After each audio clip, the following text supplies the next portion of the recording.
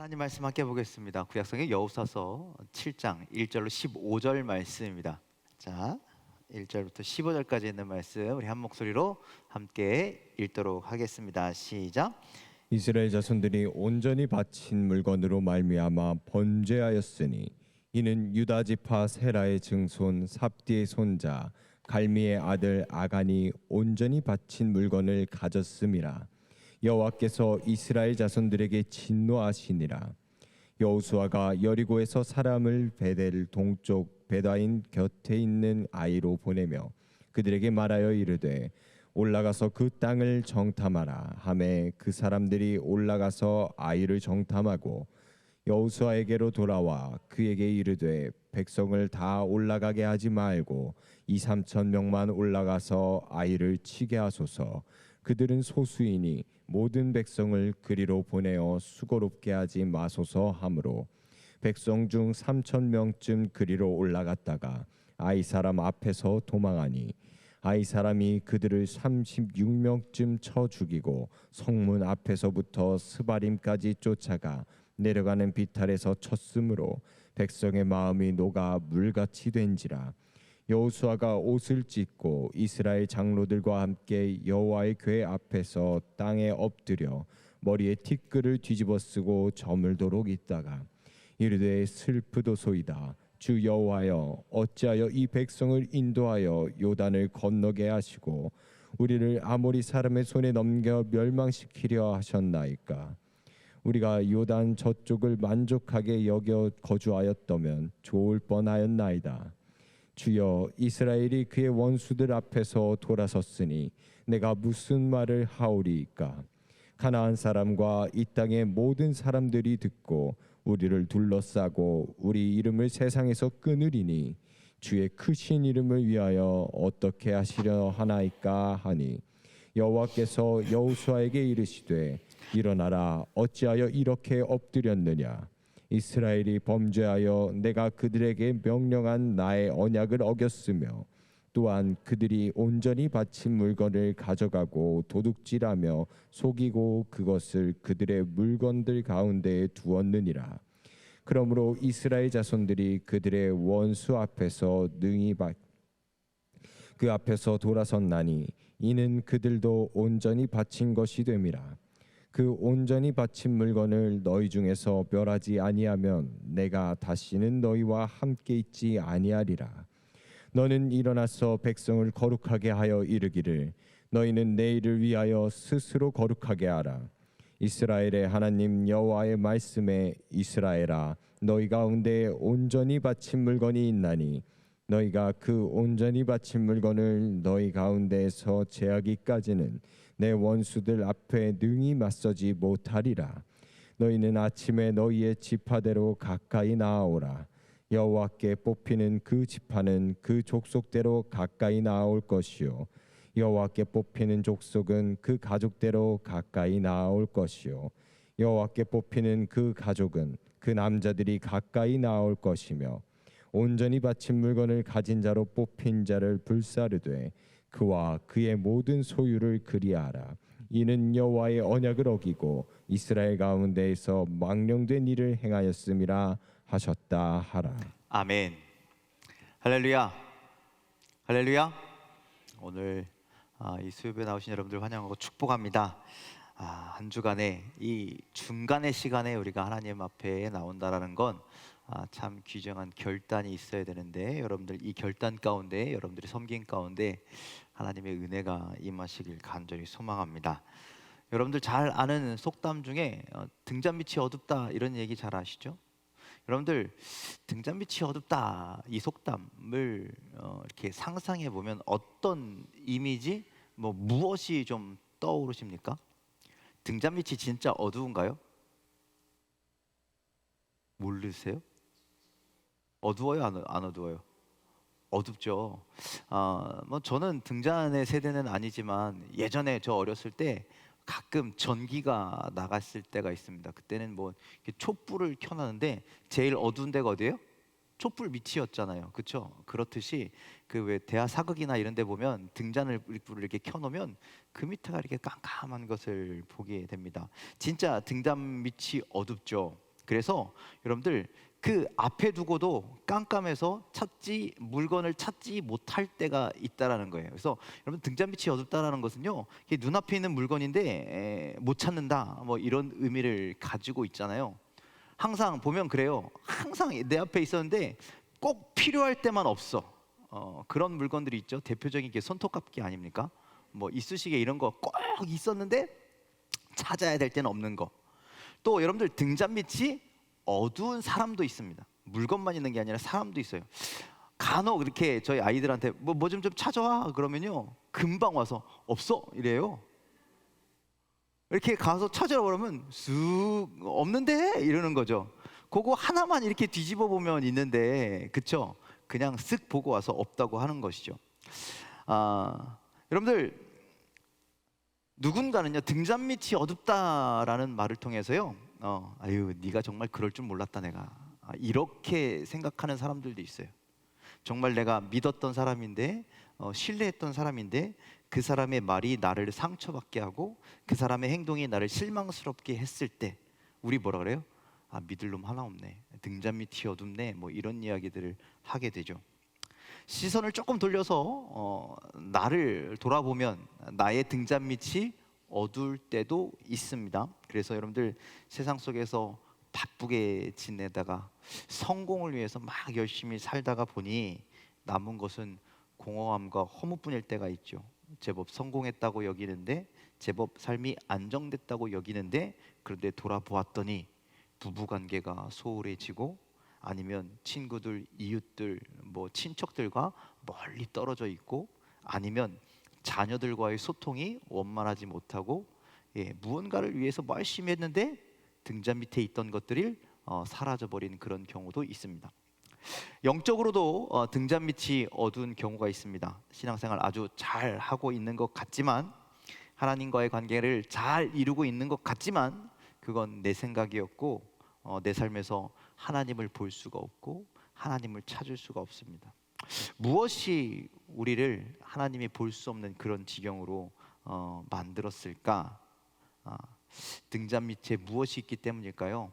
오늘 성경의 제목처럼 우리의 등잔 밑에 아간이라고 하는 죄악이 있기 때문입니다. 자, 오늘 말씀을 보면 이스라엘 여호수아가 여리고성을 무너뜨려 6장에서 여리고성을 무너뜨렸습니다. 그리고 이스라엘은 여호수아는요, 이제 가나안 땅에서 그 지역에서 이제 엄청난 명성을 누리게 됩니다. 왜냐하면 그 큰 여리고성을 무너뜨렸기 때문에, 천의 요새와 같은 그 성을 승리했기 때문입니다. 사실 이런 명성은 여호수아가 얻은 게 아니에요. 누가 주신 거예요? 하나님께서 여호수아에게 주신 것이죠. 누구의 말 맞다나 그저 여호수아는요, 숟가락만 얹은 거예요. 그런데 하나님은요, 이런 여호수아를 모세처럼 높여 주셨습니다. 그리고 여리고성의 큰 승리로 인해서 이 여호수아와 이스라엘 백성들은요, 승리의 기쁨에 돛이 되게 됩니다. 그리고 이렇게 큰 성을 우리가 무찔렀는데 그 다음은 뭐 아무것도 아니겠지 그러고 나서 하나님께 묻지도 않고 그냥 바로 다음 행선지로 진격하게 되죠. 자신의 힘으로 이긴 것도 아닌데 마치 자기들이 이긴 것처럼 막 그렇게 자아도취에 빠지는 겁니다. 그래서 이스라엘과 여호수아는요, 섣부른 판단과 섣부른 행동을 하게 되죠. 자, 7장 2절에 있는 말씀 함께 좀 읽어보겠습니다. 시작. 여호수아가 여리고에서 사람을 베델 동쪽 베다웬 곁에 있는 아이로 보내며 그들에게 말하여 이르되 올라가서 그 땅을 정탐하라 하매 그 사람들이 올라가서 아이를 정탐하고. 자, 여리고성 때도 그랬지만 하나님께서요, 아이성에게 전쟁하러 올라갈 때도요, 아무 말 하시지 않았습니다. 여러분들 여리고성은 어떻게 승리할 수 있었을까요? 네? 하나님이 시키는 대로 했으니까 승리했죠. 그런데요, 여러분들 그 전에 어떤 사건이 있었어요. 어떤 사건이 있었냐면, 그들이 가나안 땅에 들어오기 위해서 이 요단강을 건너고, 하나님은 전쟁에 앞서서 이스라엘 백성들에게 뭐라고 말씀하셨냐면, 남자들 할례해라 이렇게 말씀하셨어요. 할례라는 건 뭐예요? 너희의 삶을 하나님 앞에서 정결하게 해라, 정결 예식을 행하라, 이렇게 말씀하시는 거거든요. 그렇게 그들이 하나님 말씀에 순종하여서 정결해졌을 때 하나님은요 그들에게 여리고성은 이렇게 점령하는 거야, 그 이후의 것들을 말씀하셨다라는 거예요. 처음부터 말씀하신 게 아니죠. 그러니 아이성 전쟁에 앞서서도 이들이 그 땅에 나가서 싸우기 전에 해야 할 일이 있었다라는 거예요. 뭘까요? 하나님 앞에 정결해지는 것. 그래서 자신의 삶을 돌아보아서 내가 하나님의 뜻대로 살았는지, 하나님 말씀에 순종하였는지, 자신들이 하나님 앞에서 지금 정결했는지, 하나님과 동행할 만한 자격이 있는지를 돌아봐야 한다라는 거죠. 자, 1절 말씀 함께 읽겠습니다. 시작. 이스라엘 자손들이 온전히 바친 물건으로 말미암아 범죄하였으니 이는 유다 지파 세라의 증손 삽디의 손자 갈미의 아들 아간이 온전히 바친 물건을 가졌음이라. 여호와께서 이스라엘 자손들에게 진노하시니라. 자, 하나님이 지금 어떻게 하셨대요? 이스라엘 자손들에게 진노하셨대요. 지금 화가 나 계신 거죠. 왜냐? 그들이 하나님 말씀에 순종하지 아니하여서 범죄하였고, 그 범죄로 말미암아 하나님은 이스라엘 백성들에게 진노하셨는데, 지금 여호수아와 이스라엘 백성들은요 뭐 때문에? 승리한 것 때문에요 하나님의 마음이 지금 어떤지 살펴보지 않고 있더라는 것이죠. 그저 승리의 기쁨에 빠져서 다시 정탐꾼을 아이성에 보내게 되었고, 정탐꾼 역시 승리에 빠져서요 이러한 결과물을 가지고 오게 됩니다. 자, 3절에 있는 말씀 함께 읽겠습니다. 시작.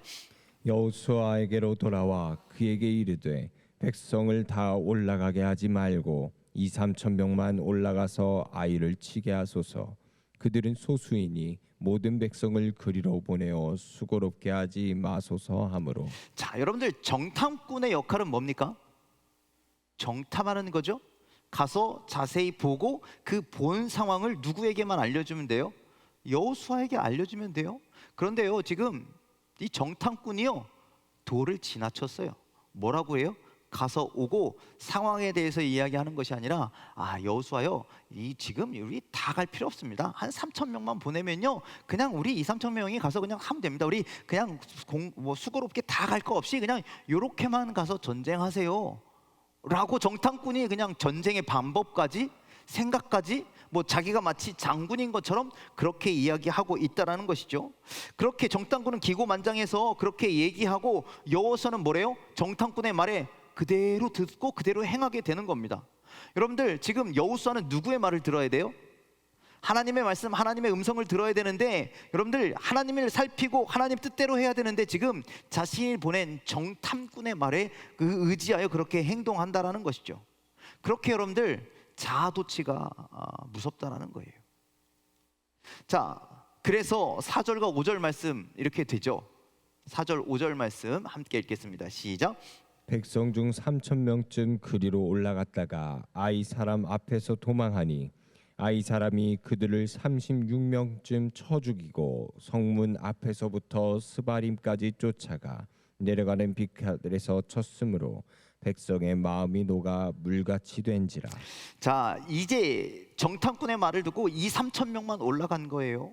그리고 그렇게 전쟁을 하는데 그렇게 자기들끼리 생각하고 자기들끼리 다 정하고 올라갔더니 몇 명이 죽었대요?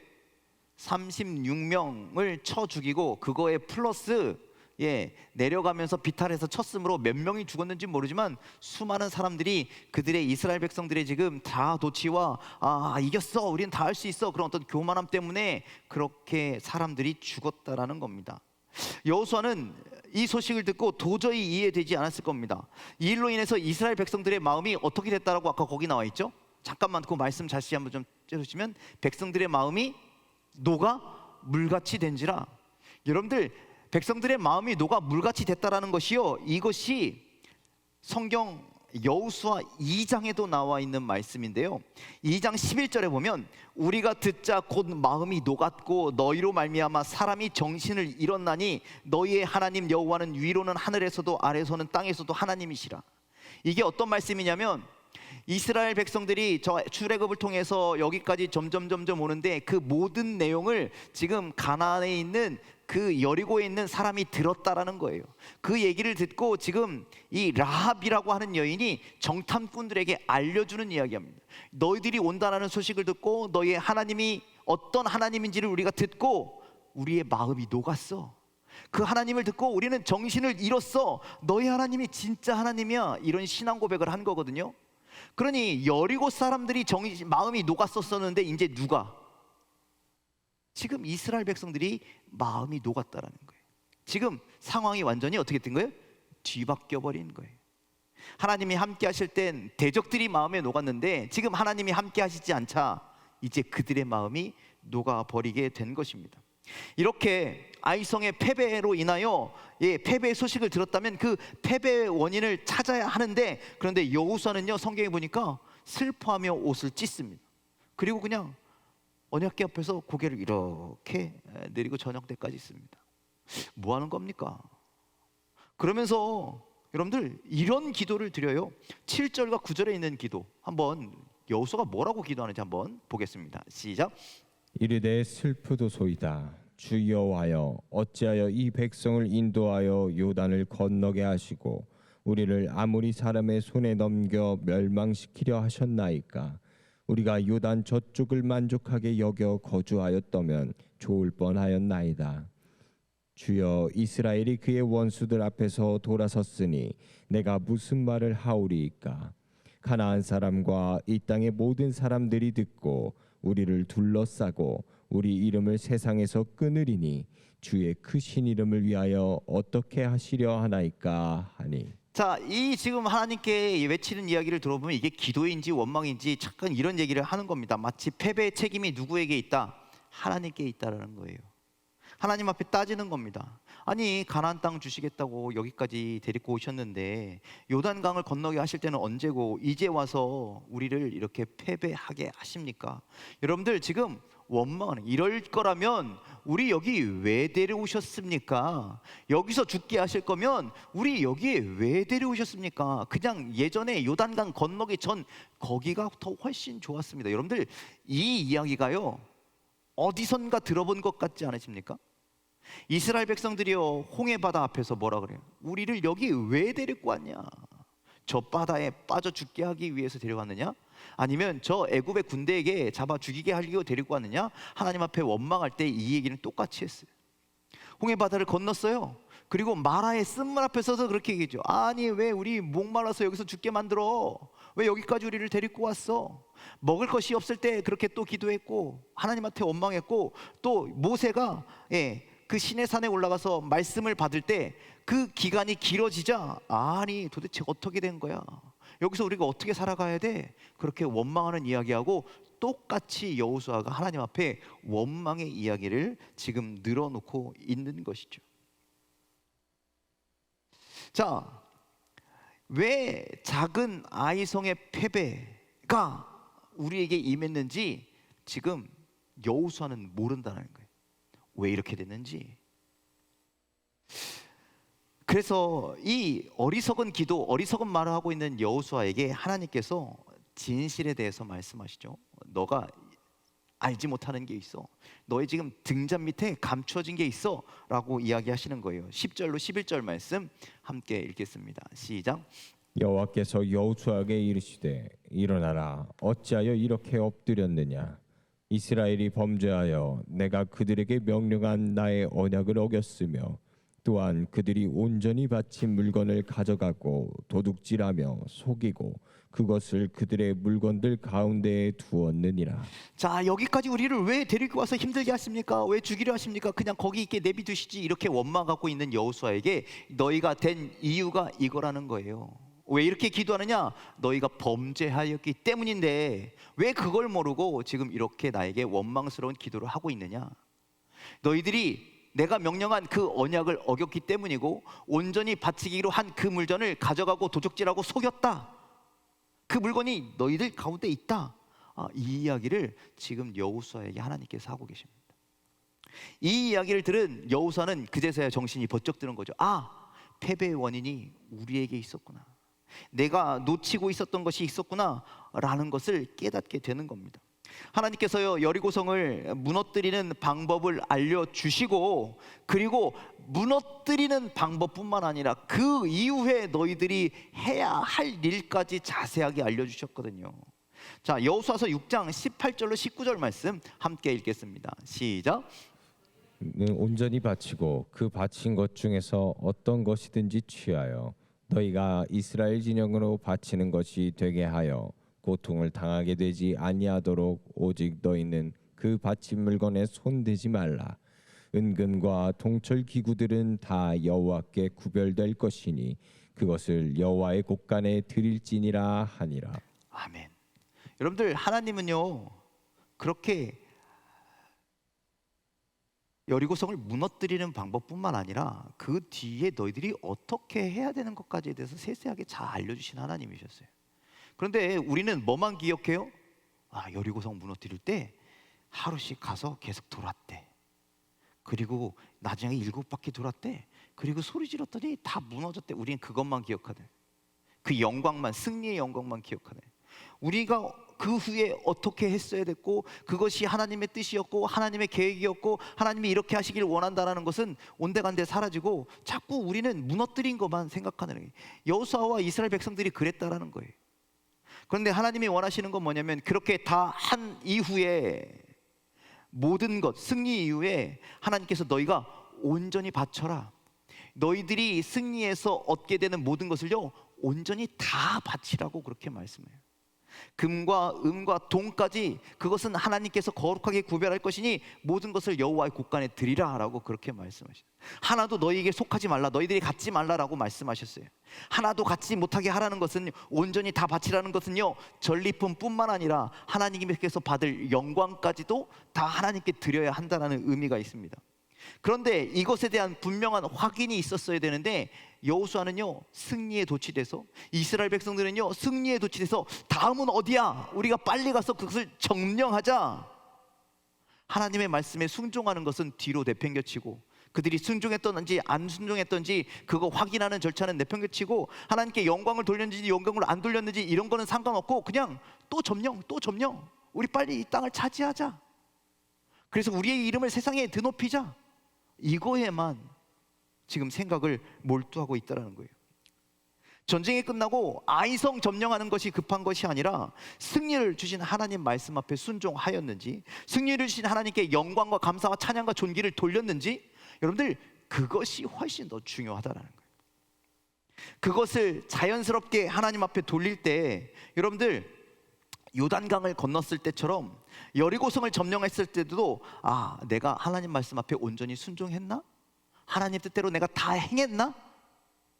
하나님을 기념했나? 여러분들, 하나님을 기억하고 기념하기 위해서 12돌을 쌓고 거기서 제단을 쌓았잖아요.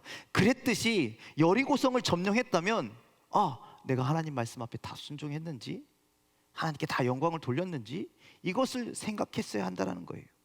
여리고성을 무너뜨린 것으로 만족하고 기뻐하는 것이 아니라, 그 여리고성을 무너뜨려 주신 하나님께 온전한 순종을 드렸는지, 온전한 영광을 돌렸는지, 이게 먼저 우리가 살펴보아야 할 모습이었다라는 거예요. 그러지 못했기에 등잔 밑에 숨겨져 있는 누구를 발견하지 못하는 거예요?